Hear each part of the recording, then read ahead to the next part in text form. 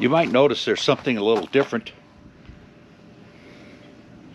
out here, and that's his snow, obviously, but there's no running water. Now, the prints here are the little kitty cat coming here to drink some water. This is an aeration pump, and it keeps the water from freezing solid, and it keeps oxygen in the water for the fish while they're kind of hibernating.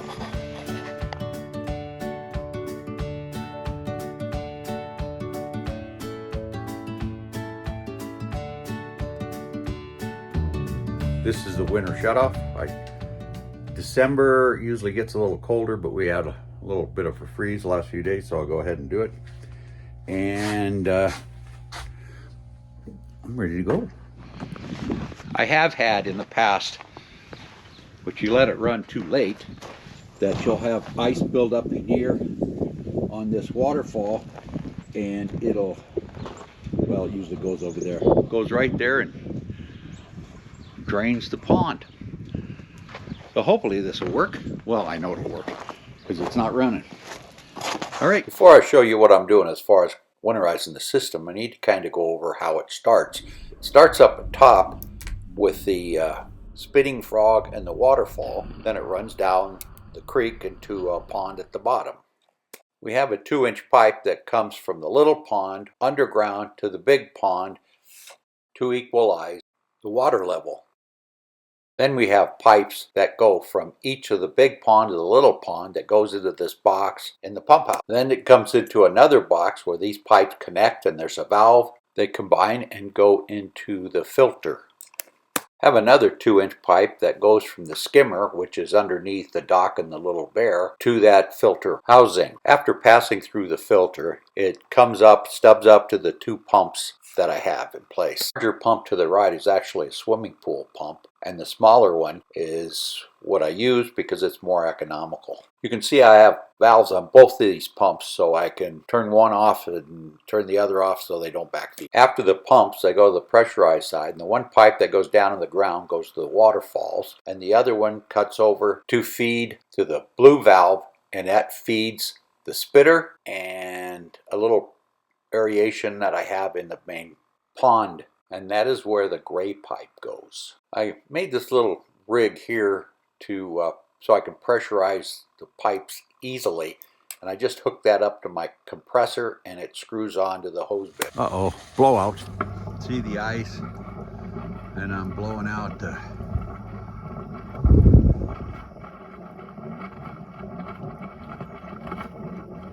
kind of rubbling, blowing out the waterfall.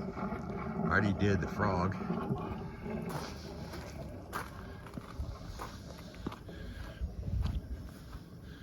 Turned on the aeration pump.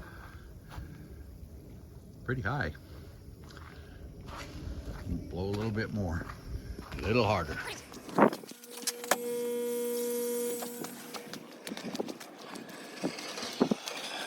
Spitting frog got a little disagreement with a raccoon, and he lost, and I had to glue them back together, just like Humpty Dumpty. You can see the wet on the ground, and that's from the frog. And he spit all over, so that was my blowout.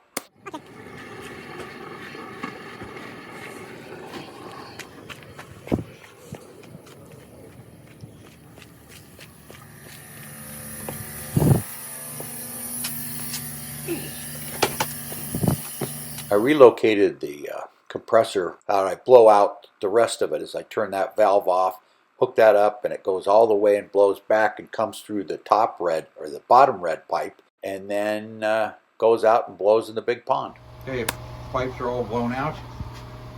Shouldn't be any water in them. And I got the aerator so the fish can breathe or get a little oxygen out of the water. And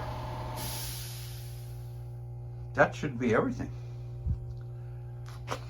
So we'll put it away for the winter. That's it for winterizing the pond.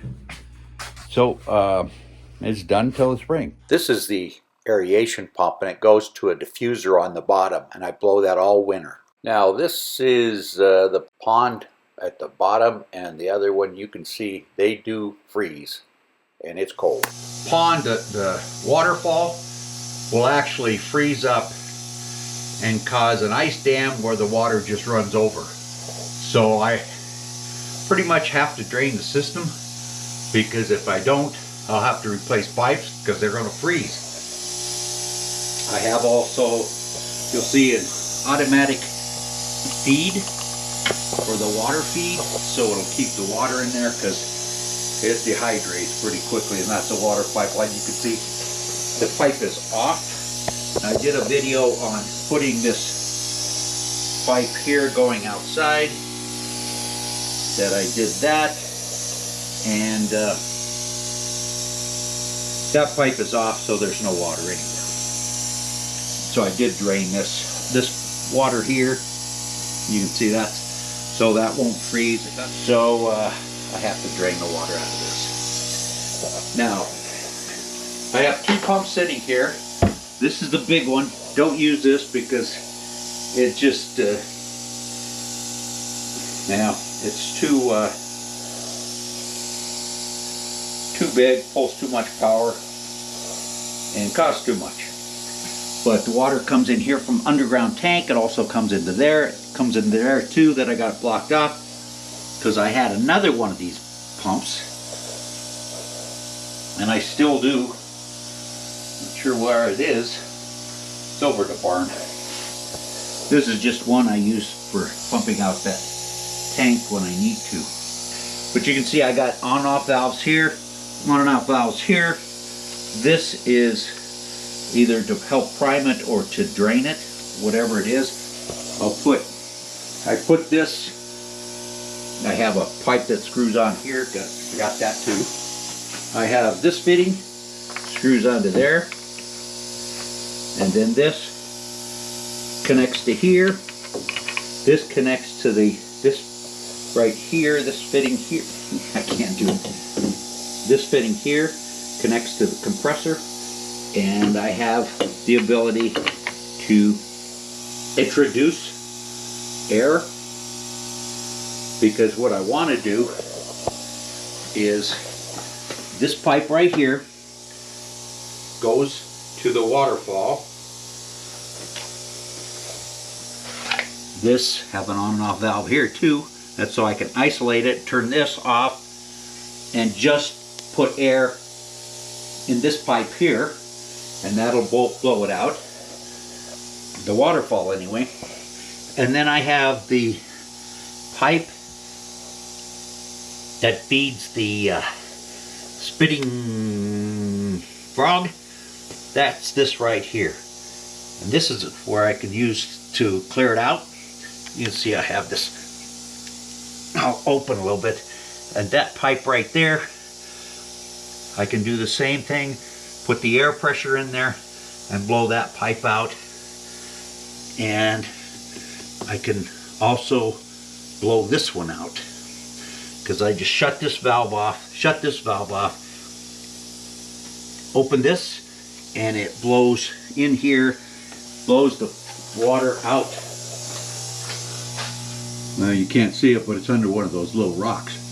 Blows that out. But anyway, I have to do this every year when I drain the system when it gets too cold, because I don't want the water to freeze, cause a dam, or freeze and break pipes, or whatever it is. So it is ready for winter, and that's it. So that's part of my